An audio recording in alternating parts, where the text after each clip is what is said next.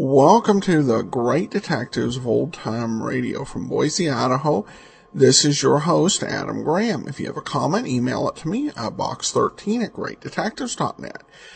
Give me a call. The number is 208-991-4783, and be sure and fill out our listener survey, survey.greatdetectives.net.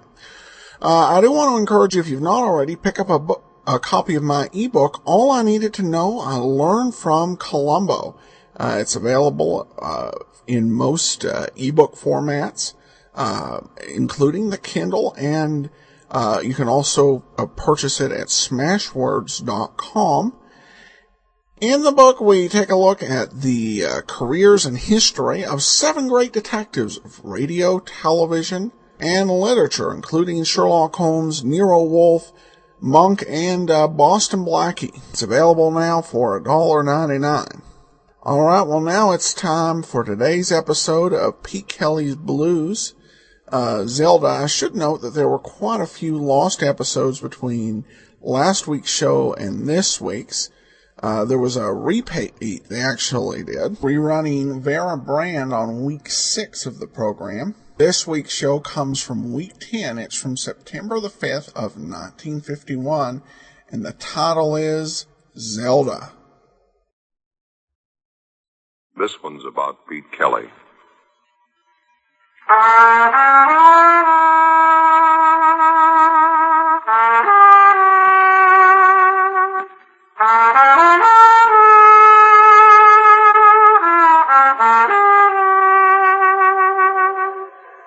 about the world he goes around in.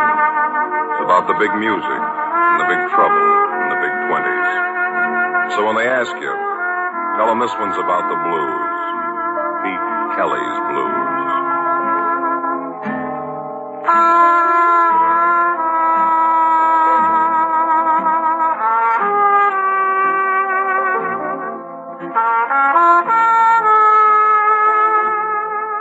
Pete Kelly's Blues, starring Jack Webb, with story by Joe Eisinger and music by Dick Cathcart.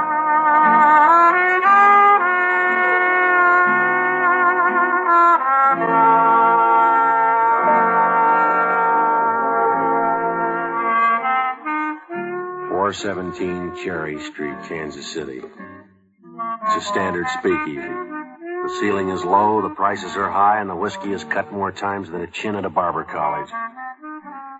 The entrance is just wide enough to handle one at a time, vertical or horizontal.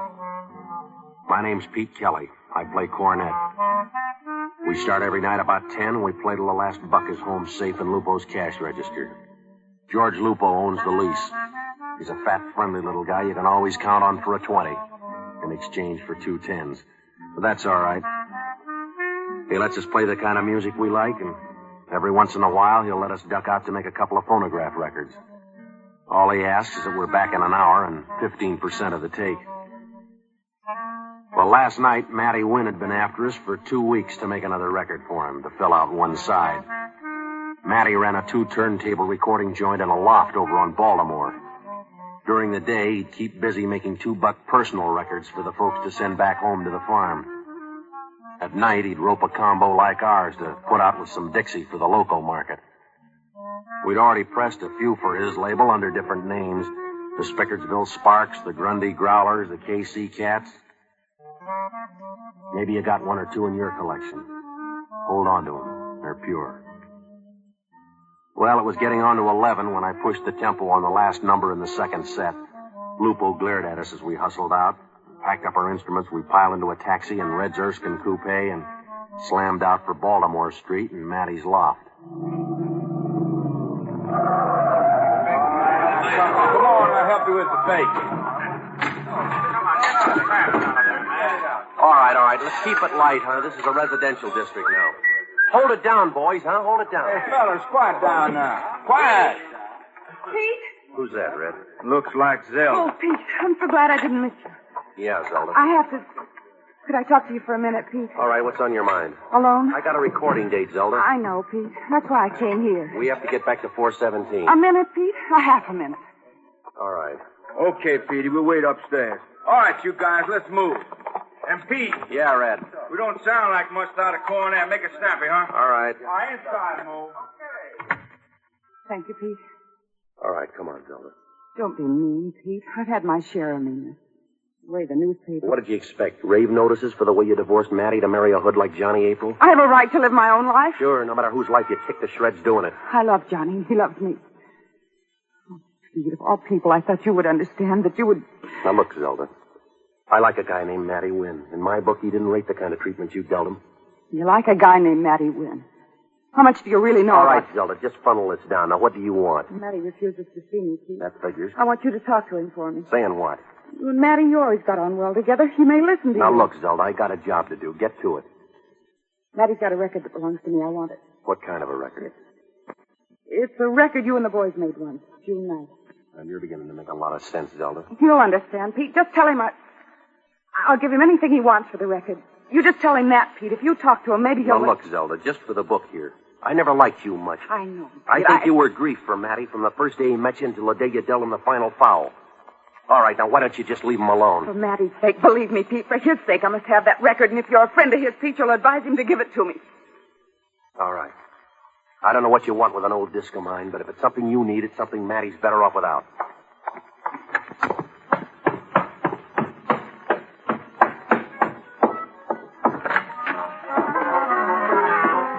Matty? Well, Pete, I'd begun to think you deserted us for the Mound City Blue Blowers. I just left Zelda. Of course, the wisest thing any man could do. She was waiting for me downstairs. Why is it, Pete, that we always assume the vulture to be male? All right, she seemed more like a frightened rabbit. Zelda, rabbit? Mink, yes, but never rabbit. All right, Matty, I'll tell you about it after the session, huh? All right, let's get it on the road, huh? Matty, what do you want us to do? Well, you just got one side to fill. Last time you did me singing the blues, we never did get a good take on Dixieland One Step. Okay, all right, come on, guys, let's like each other, huh? Quiet down, quiet down. All right, let's do Dixieland One Step. How you want to routine it, Petey? Well, let's see, like this. Everybody going in. Nick, slug those brakes solid. Matlock, you take the first little break on clarinet. Yeah. And Mo, you take the second and really blow it out, huh? Give me a And good... everybody in on the first chorus, huh? Yeah, that's right. Now I'll take it for 16. Matlock, you take 16, everybody out. Good and bright, huh? Yeah, okay. All right. Ready, Matty? Just a second. Okay, take it on the count, huh? All right, now, here we go. 4, 3, 2, 1.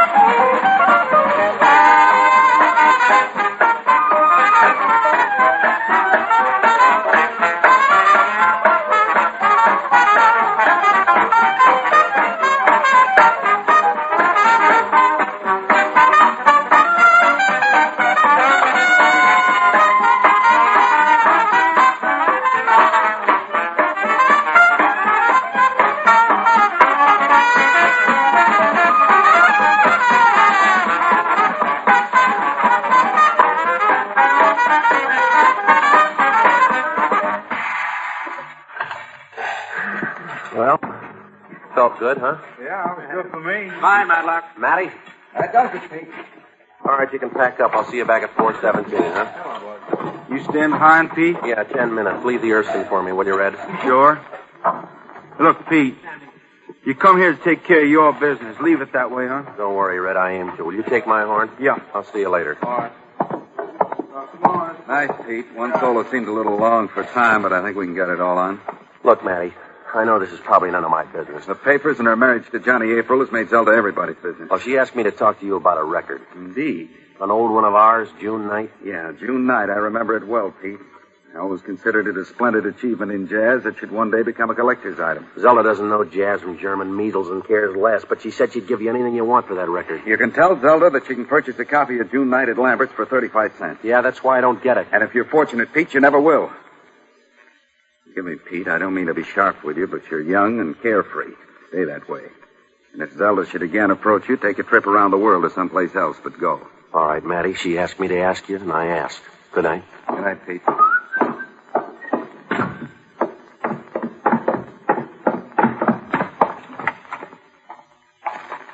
Hey, you Pete Kelly? Who wants to know? Hear that, Perry? He wants to know who wants to know. All right, I'll tell you. I want to know. Feel better? Sure, I'm Pete Kelly, but I got a right... And I got a left. Let's ride. Thanks, but I got my own car here. Right now, ours is safer for you. It's bulletproof.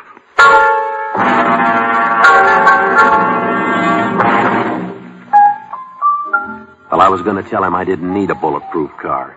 He showed me the gun. It was a .45. I know how to admit it when I'm wrong. So we got into the bulletproof car. During the ride, I cased the two artillerymen. Except for their faces, I'd seen them a couple of times before. At 417, over at Sour Sammy's, at Fat Annie's. The same tightly tailored blue suits, the same long, itchy fingers, and the same razor-edged lips and eyes. Oh, there's hundreds of them around. But they're pretty right guys. You gotta know how to handle them. Just do as they tell you, and the chances are you won't lose more than one eye. Well, the car glided to a smooth stop in front of the Roxbury Apartments. The private elevator shot us up to the penthouse. My stomach caught up with me as the Gunsels pushed me into a living room that was slightly smaller than Swope Park, but less crowded. One man, all shoulders, no hips, and rich black hair, a face that'd make Wally Reed cut his throat. He was sitting at a table with earphones on. He was tuning a radio. He glanced once over his shoulder at me. I didn't jump more than 20 yards. It was Johnny April. Just a minute. I've been listening to something good on the earphones. Here, I'll plug in the speaker for you.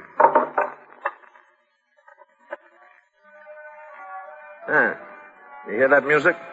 Yeah. Nice reception, huh? Yeah. Just got it. 12-tube superheterodyne, Magnavox horn. Pulls in Frisco without static. The best. Drink? No, thanks. You sure? I'm sure. Canadian import, the best. You sure you want number one? Yeah, sure. Well, luck. Luck?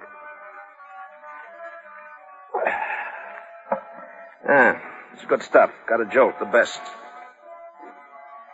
You know who I am? Yeah. You sure? Sure. What's my name? April. Johnny April. That's right. You know my wife? Your wife? My wife. Yeah? You sure? Yeah, Mrs. April. Don't you know her better than that? And what? Than Mrs. April? Well? Huh? Well, sure. I know her. I knew her when she... Well, before she... When she was married to Matty Wynn? Yeah. But you didn't call her Mrs. Wynn, did you? Well, no. What did you call her? By her name? Which is? Zelda. Zelda, that's right. That's all I wanted to fix. Now we both know what we're talking about, Zelda. You understand now?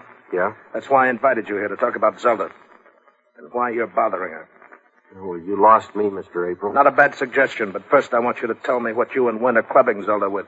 You're asking me to play without a cue sheet, Mr. April. I don't even know the tune. Tonight you stopped Zelda on Baltimore Street. You talked to her on a corner. You were seen. She was pleading with you. Now, look, Mr. April, you're spinning it backwards. She stopped me, asked me to speak to Wynn. About what? Well, about a record she said belongs to her. What record? Well, it's a record. One that I made for Wynn. It's called... The title... Yeah, I know. This sounds silly, but it's true. Half right, Kelly. Sounds silly because it isn't true. What do you want with Zelda? All right, April. You take it any way you like. All I want from Zelda is distance between us. Now, I got a date to play. Jake, teach him. What are you and Wynn cooking? Nothing. What do you want from Zelda? Nothing, I tell you. Johnny, what are you doing? This the crumb who stopped you tonight? Yeah, he's the one. How much did Wynn pay April to take Angel off his hands? What did he want? Money. Yeah, he said he and Wynn would make trouble for me. For you. What kind of trouble? My divorce. About my divorce. Open it up again unless I paid them. All right. Now listen to me, Tin Horn. You got luck. You got lots of luck. You should light a candle to your luck. Next time you fill a ditch. This time I only warn you. And these are the warnings on the way. Tomorrow morning, 9 o'clock, you go to Union Station. You buy a ticket, east, west, north, or south. You go. You go till the train runs out of the rails. No more room for you in Kansas City. Only in that ditch. You hear me? I hear you.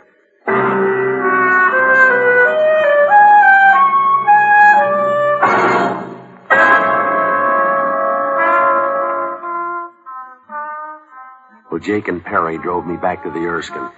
They dropped me on Baltimore. I sat on the curb, my head between my knees. After a while, I felt a little better. I could breathe again.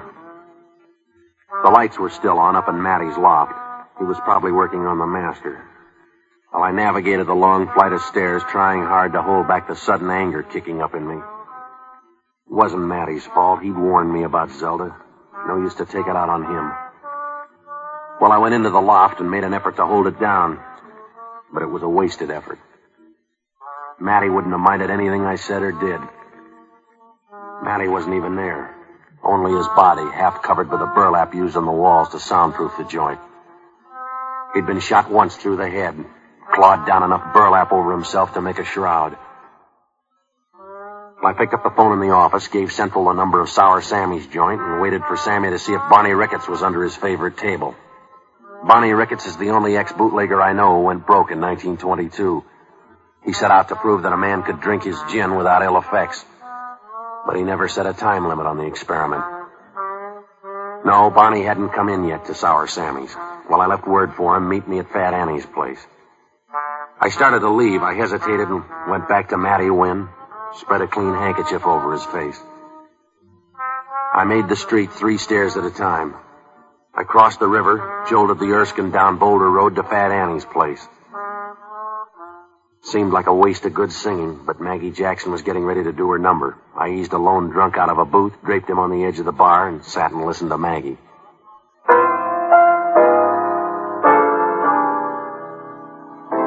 Across the river on the Kansas side, that's where Fat Annie and the blues abide. To get your music and your chicken fried, come to Fat Annie's.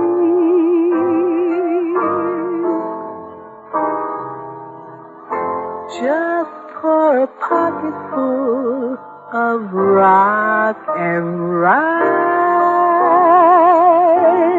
across the river to the Kansas side.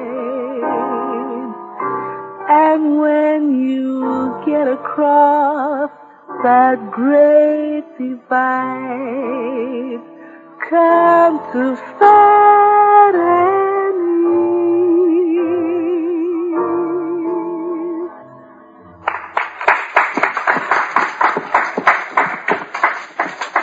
I'm just beat, Pete, right down to my shoes. Yeah, it's a noisy crowd, Maggie. Out-of-town wine buyers with gin chasers. Murder. Yeah, do you want a beer? Thanks, Pete. I could use it. All right. Hey, draw 2, will you? Barney ain't been in yet, has he? No. You got trouble again, Pete? Where can I buy a new birthday? The stars are ganging up on me. Ain't nothing in that astrology, Pete. Well, there must be some explanation. Yes or no, hot or cold, I catch it. What's the misery this time, Pete?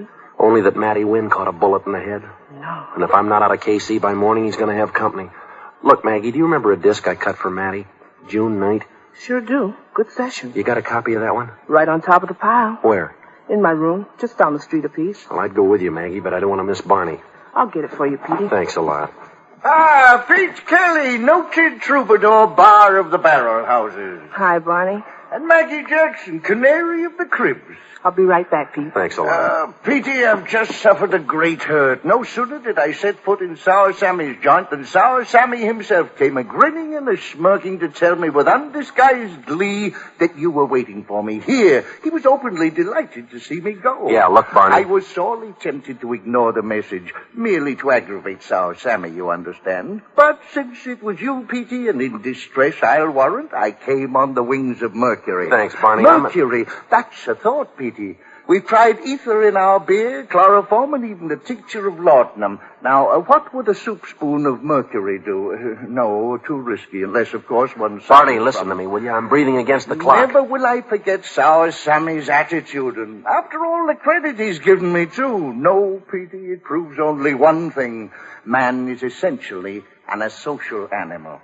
We band together only because we find it impossible to survive alone. Yeah, I know. But there is no true affection anywhere. Like the wolf. Yes, take the wolf, Petey. He too herds, but only in times of want and stress. Yeah. And as soon as he doesn't have to rely upon his fellow wolf for survival, off he goes to prey upon his own. Yes, Petey, like the wolf. Man is a lone hunter, hating the herd because he is forced to depend upon it for survival.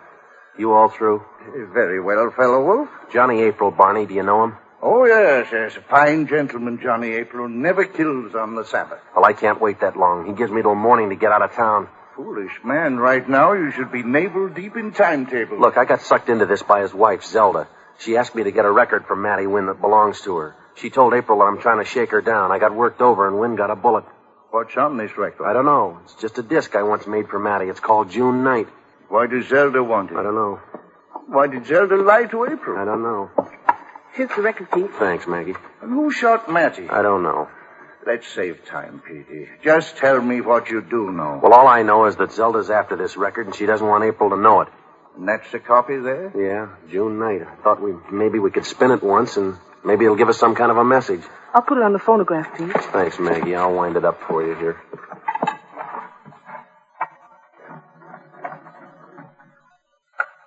All right, listen to it, huh?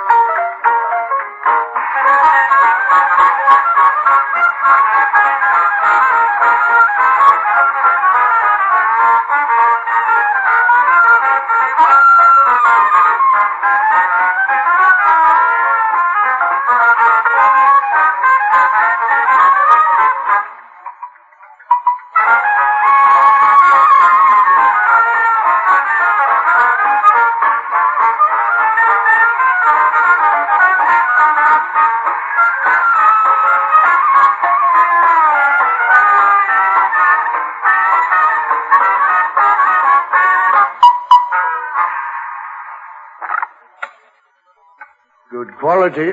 Mean anything? Nothing. No hidden meanings or codes or ciphers? Nothing there but the music. Tell me, Petey, how are these things made? What? A recording. Well, you record directly onto a round table of soapy wax, and then they dust this wax with graphite, and they dip it in a copper plating tank. From this, they make what they call a mother, or the stamper. And that's what turns out the records that you buy in the store. I see. And the wax master, that's always kept in the recording studio? Yeah. When you finish the job, Pete, can anything else be recorded on the master? Well, I suppose you could dub from one master to another, yeah. Petey, when I was a mere lad, my old father told me, when you seek an answer, child, always go to the master.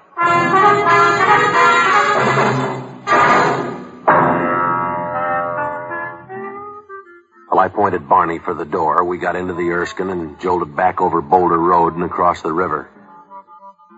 Barney insisted on expanding his wolf-man-herd theory all the way back to Baltimore Street. By the time we reached Matty Wynn's loft, my fangs were on edge. Barney looked away from Wynn's body as we headed for the file room. I yanked open a metal container. It was empty. The master of June night was gone. Yeah, your old father was right, Barney. He also told me the master will always be there for you. Notice the disarranged state of the files here, all the compartments. Yeah. Whoever came for the master of June night went directly to the right file as you did. Didn't find it there and ransacked the rest of the place. Well, then Matty hid it figuring something like this, but where?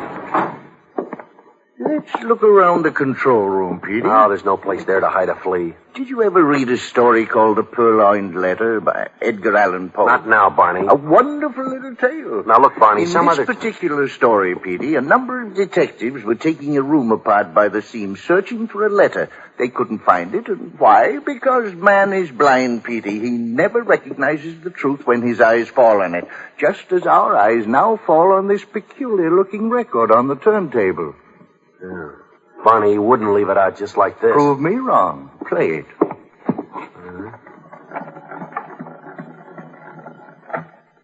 All right, let's listen to it and see.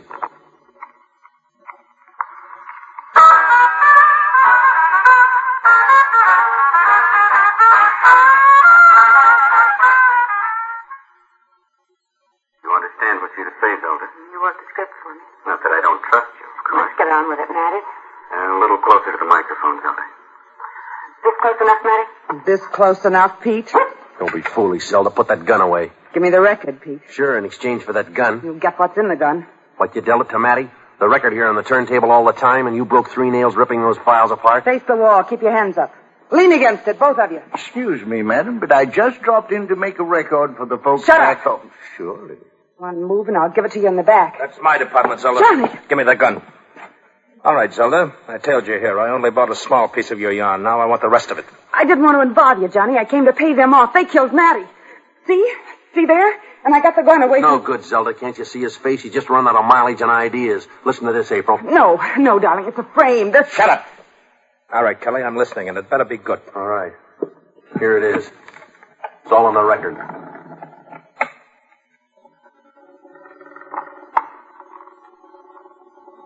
This close enough, Matty? Perfect. Now, just in case anything goes wrong, this recording will be our protection from each other. To whom it may concern, my wife, Zelda, and I have entered into this agreement of our own free will. All right, just get to it, Matty. Go ahead. I have told Johnny April that I want to divorce my husband and marry him. When this is accomplished, it is our intention that I be made a widow as soon as possible and then remarry Matty Wynn. Just for the record, you agree to decoy said Mr. April to a predetermined spot where you'll be unarmed and without bodyguards. I agree to shoot Mr. April. The police will not question your story that he was ambushed by a rival mobster, identity unknown to you. You will then inherit the April money and return to me. You agree? I agree. Crazy enough to do anything for you. Even when you tell your own wife. All right. That's enough. This will be legal. Johnny. April, don't shoot her. Johnny, don't. Please, don't. Get over, Zelda. No. Back off so I won't miss you. Zelda! Johnny! Johnny! He can't hear you. I should have let him kill me. You fell in love with him, didn't you? Yes, I did. Only one thing I didn't count on. Yeah. You can't dance at 2 weddings with one heart.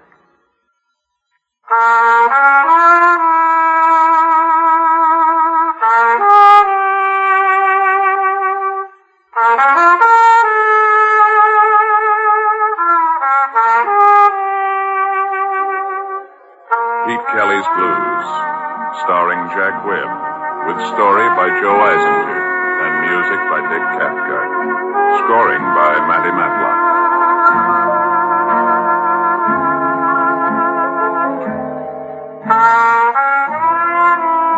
The music of Pete Kelly's Big Seven and Maggie Jackson is now available on phonograph record. Ladies and gentlemen, the Red Cross already has allocated more than $1 million for emergency relief work in the flood-stricken areas of Kansas, Missouri, Illinois, and Oklahoma. The biggest Red Cross job, however, will be rebuilding and refurnishing homes in the flooded areas.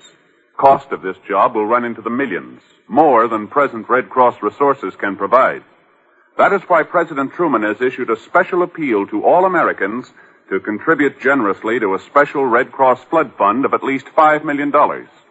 Send all contributions to your local Red Cross chapter.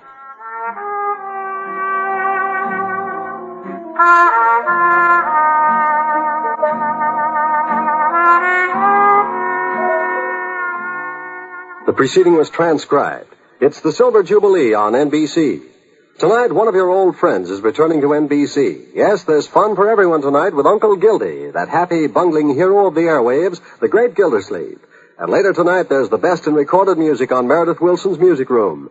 Meredith's special guest this evening is Frank Lesser, the composer of Broadway's musical Guys and Dolls. And make a note to hear Dragnet tomorrow with another authentic story from the files of the Los Angeles Police Department. The great Gildersleeve tonight on NBC.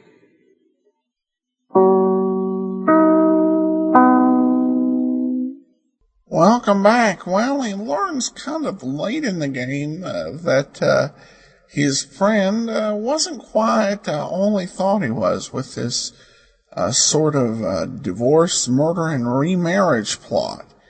And it was interesting to see Barney Ricketts here as kind of the lead force of deduction here.